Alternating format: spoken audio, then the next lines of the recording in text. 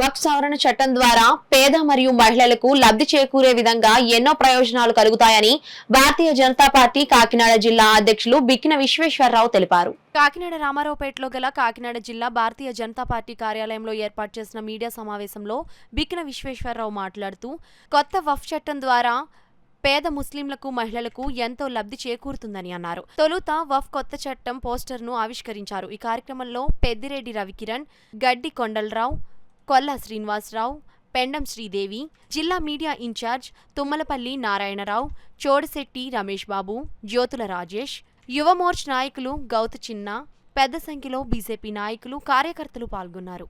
Media సమావేశం నిర్వహించడం జరిగింది.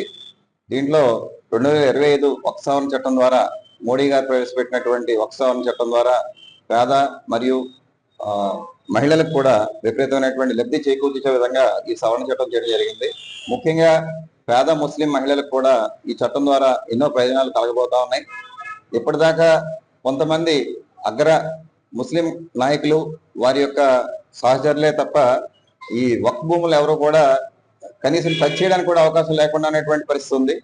ఇప్పుడు ఈ సవరణ చట్టం ద్వారా రానున్న రోజుల్లో అందరికీ కూడా, అంటే బీసీ, ఎస్పెషల్లీ బీసీ ముస్లిమ్స్ కు మరియు మహిళలకు, ముస్లింలో ఉన్నటువంటి మహిళలకు కూడా ఈ చట్టం ద్వారా చాలా బెనిఫిట్స్ రాబోతా ఉన్నాయి.